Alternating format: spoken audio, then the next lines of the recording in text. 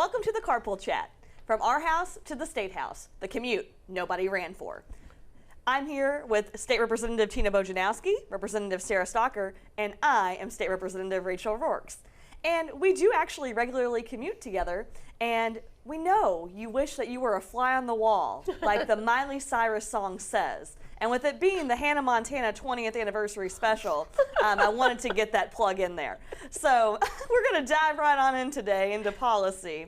And Senate Bill 1 has been a topic of a lot of discussion. So Tina, would you mind to share a little bit about what Senate Bill 1 is and where it is in the process? All right, so Senate Bill 1 is a bill that takes some responsibilities away from the school board in Jefferson County only and gives them to the superintendent under the premise that the superintendent, as the executive officer of the district, needs more leeway to run the district. So it does a couple of things. It requires the board to have a 2/3 vote, so a supermajority vote in order to overrule something that the superintendent wants. And it allows the superintendent to approve purchases for up to $250,000. Now the current limit is $20,000. Okay.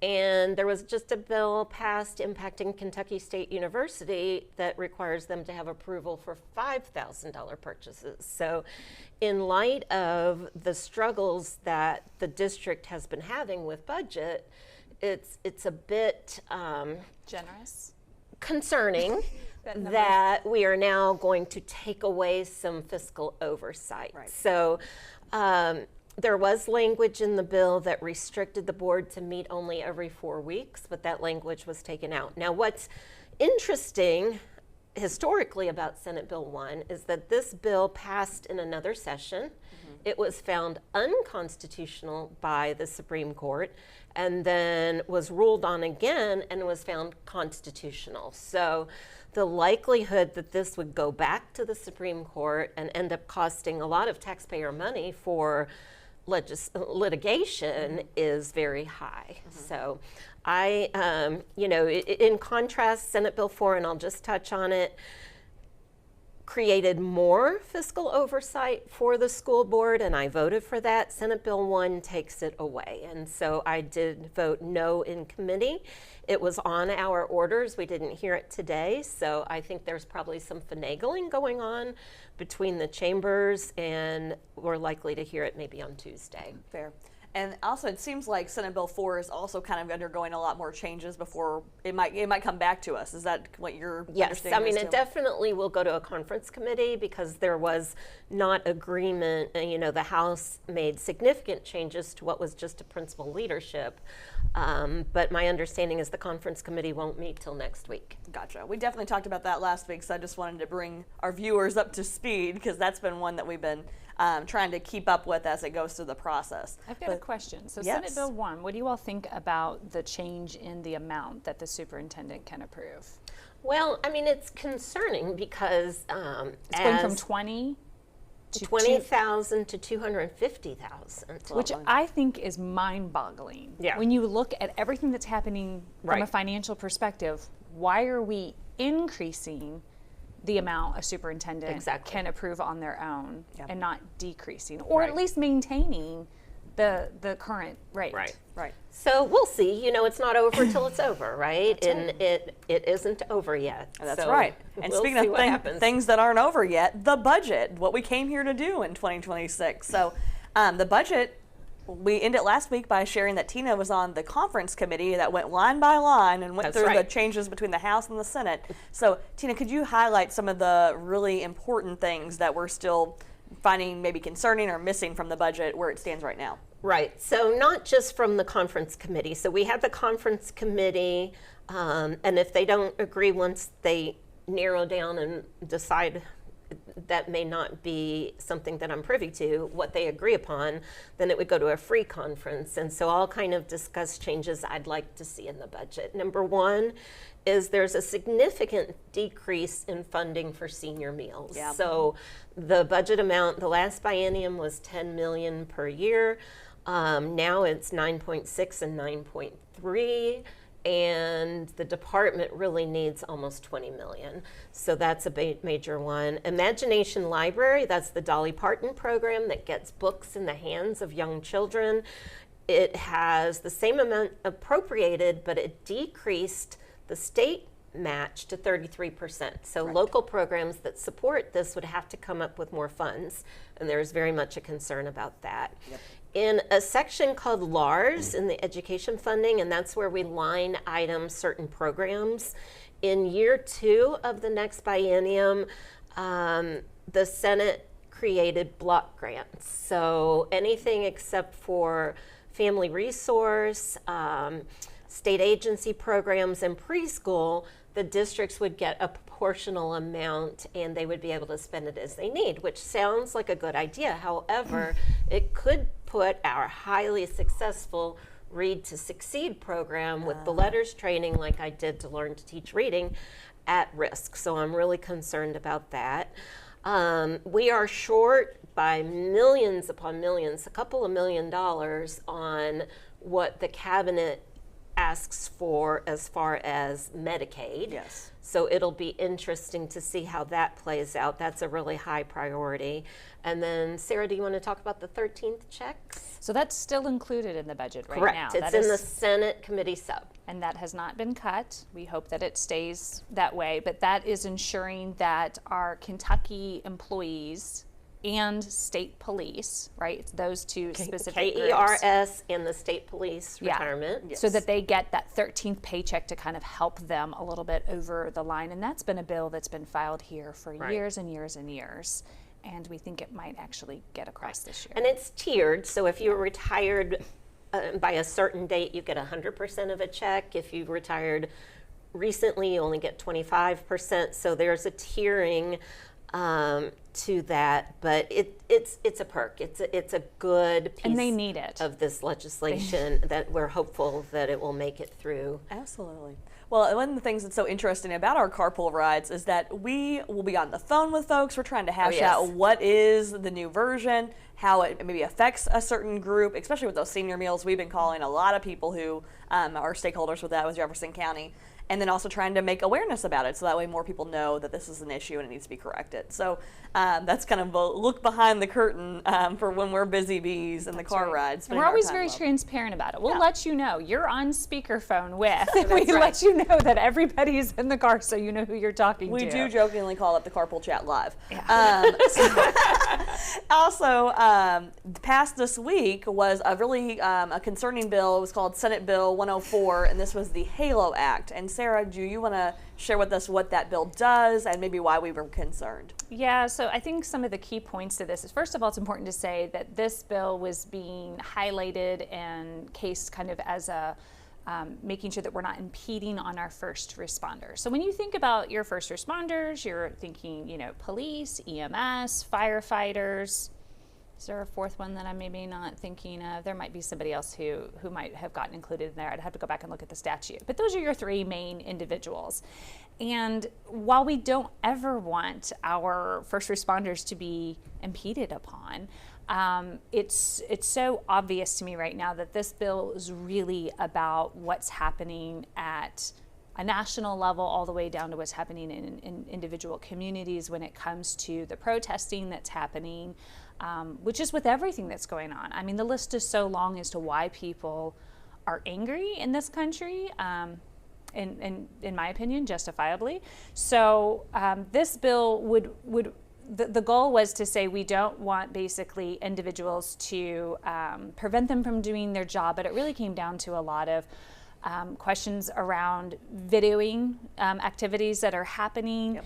There was a very clear set number that was put in place. 25 feet. 25 feet. Yep. And a good question that was brought up on the floor is, how does the average person really understand what 25 feet is? And when you think about the language that is being used in, on the scene of wherever you are, I'm not imagining that. I think the natural language is that an officer would say, we need you to move back, right? That they're not saying, we need you to move back 25 feet. So if they're not saying that, and the individual doesn't know that this is something that potentially has just been moved into statute, you could be complying with somebody. If they just say move back and you move back and then they tell you to move back again, okay, you move back again. I've now complied twice, but I still may not be 25 feet. So it gets a little hairy, and a lot of folks are concerned about this being just impediment on their First Amendment right? Like the ability to be out there to protest peacefully. Yeah. So that's where we are. But thoughts that you guys might have? Well, I think that about covers it pretty well. I think from talking about protest and things that we've heard from constituents, when you talk about conflicting directives, and also like if we all three went to a protest, we all might have three very different experiences. And so I think it creates a lot of concerns around protesters maybe becoming legally in violation for something that's very confusing and maybe doesn't ultimately solve the goal that we're trying to solve. And then also with videography, we often find that there's been conflicting experiences, and you only find that out if you're able to actually have video footage. And so there's just it has enough for me to want to be mindful and I did not want to vote for it. But I think when you have a title like impeding a first responder, I mean, of course we need to let our first responders do their job and keep them safe, but we need to be mindful about the legislation we're passing to make sure that we're not violating constitutional rights of free speech in that process. So moving along, Tina, you had a bill that was kind of absorbed. This is all part of so fun things that can happen in the process. Will you tell us more about your bill? So House Bill 621 is my bill that passed the House unanimously, locking in special education caseloads and class sizes. And it went over to the Senate, and it had a good response. I spoke with the senator, and they seemed very encouraged about it. Well, and it ended up being added into a bill, House Bill 727, that encompassed a lot of different education-related items. And it passed through committee yesterday. And it is now on what's called the Senate consent calendar, which is really good because that means the consent calendar is a batch of bills that pass through a committee unanimously, and they vote for the consent calendar as a block. So the likelihood that my legislation in another bill will become law has just gotten that much higher. So I'll be watching their consent calendar.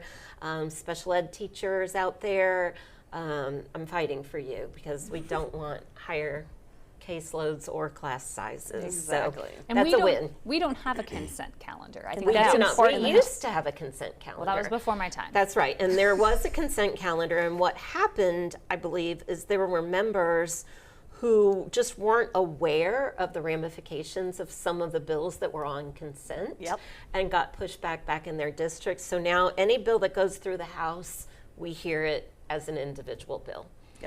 And also it makes it to where if you are functioning with a consent calendar, while it can be a great vehicle to get more bills passed that are good and people thought were unanimously good, and something can always be pulled from the consent calendar if it's requested.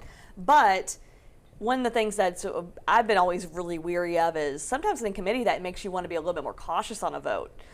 Because if there's something that needs further dialogue or something that might come from it, you really want to maybe vote no or be a pass, so that way it will not be unanimously approved upon. But have been times where we've seen even things that maybe come out with a pass that is still reported favorably, and so it's still put on consent, even if it's not unanimous. So I think the consent calendar can get a little sticky. In this case, I'm excited for my friend. Right. I'm excited for this good bill. The other piece about that bill, there's kind of a tagline called a Christmas tree bill.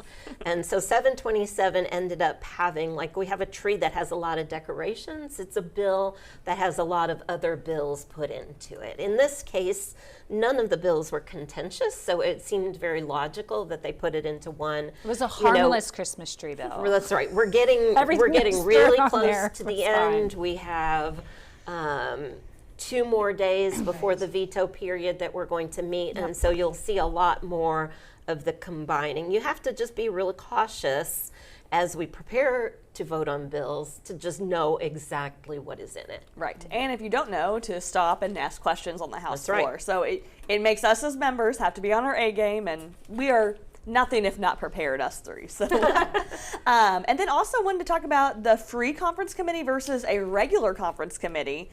Sarah, can you explain the difference? This one's kind of, people have been here for years and sometimes don't know the difference between the two. So when something gets pulled to a conference committee, it's because the bill has gone back and forth between the House and the Senate, or the Senate and the House, and they can't come to an agreement on the changes that are being proposed to whoever's bill it was to begin with. So they call a conference committee and try to hash it out there. If it cannot be hashed out there, then it gets called to a free conference committee, and the key word there is free. And so think free for all.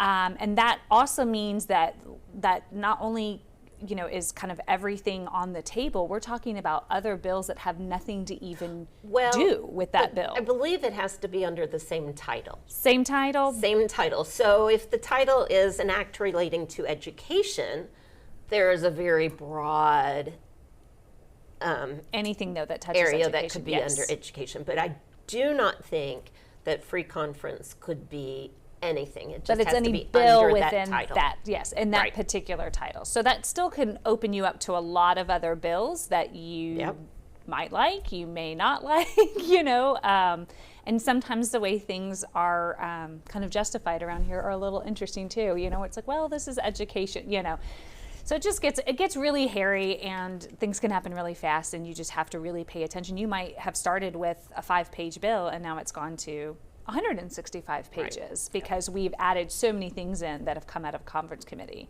And those are the worst votes to have to take, when there's like great stuff in there, but then there's stuff in there that you're like, this is bad. So it just always feels like a lose-lose no matter how you vote. Yeah, today I paused on the floor and I was like, Mr. Speaker, this is not on our screens yet. I need to know, I need to be confirming that this is what the actual changes were before we vote. So we kind of stood at ease for a second before we could get that pulled up on our screen. Because if you're not part of the conference committee, which it's only a handful of members who are, you may not actually know what's in that conference committee report. So you do need to look on your screen and read it pretty quickly.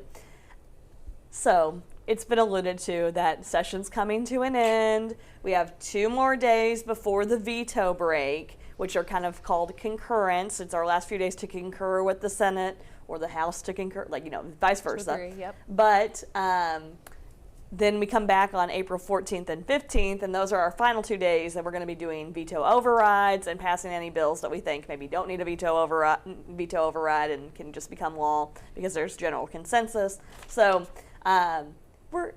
it's the final 4 days are coming up, the final 4, to allude back to March Madness. It's getting late, and if you're somebody who wants to watch things go down during session, I tell you, especially if you're a night owl, the night to really tune in will be, that'll be Wednesday the 1st, because that will be the last day that we are here before we go into that 10-day veto period. And we always are, if we are not completely running out the clock till midnight, it's very close to it since I have been here. Debate can be limited because it's time is of the essence. So a lot happens in that last period of time. So, and then sometimes I feel like you kind of just get in the zone and then like black out the whole experience.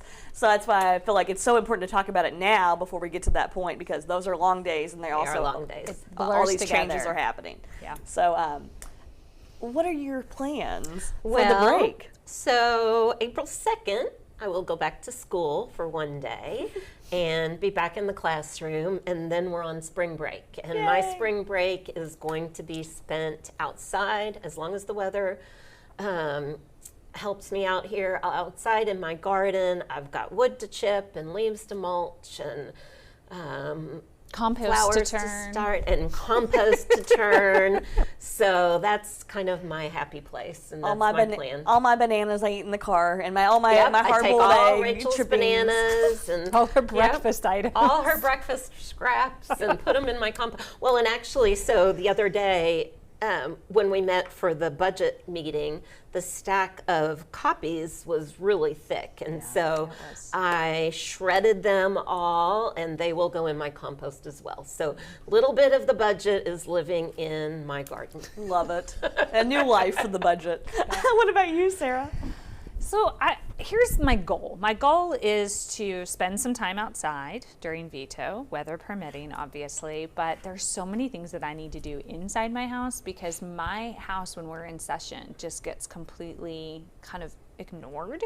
And I'm so tired by the time I come back that I'm just like, yeah, I don't like the way the kitchen looks, but like I'm too tired to do anything about it right now. So I really want to do some like spring cleaning and organizing and getting rid of stuff and getting things donated to other people and organizations that need it and just kind of clear some things out. So that would be my goal. But tonight, we're going to come celebrate your birthday with you. Oh, thanks. So, happy birthday, Rachel. Thank you. I'm wearing my birthday earrings that I got from the farmer's market. So, yeah, I like these little stamp things that people put on like envelopes, and I was like, ooh, they made them into earrings, so now I can touch them and I don't have to get rid of them. It's been like a birthday week for you because your birthday was on Wednesday, but you've really been celebrating all week. It's been a lot of celebration. I went to Spaghetti Factory with my parents on Monday, and then watched the Hannah Montana special on Tuesday night, went to Silvio's on Wednesday night. Thursday I slept, and then I overslept my alarm this morning. And today, you know, more parties. So just all the parties, and I'm planning to be sleeping a lot during the break just to get back to my full energy. But yeah, it's going to be good. And that's about it for today. Yeah, we're almost there. Almost there. Well, thank you, ladies. Thank you. We'll see you all next time. Thanks for watching. Today's episode is sponsored by tallow-based cosmetic products. Get some at your local farmer's market and try it out for yourself. But it sounds gross.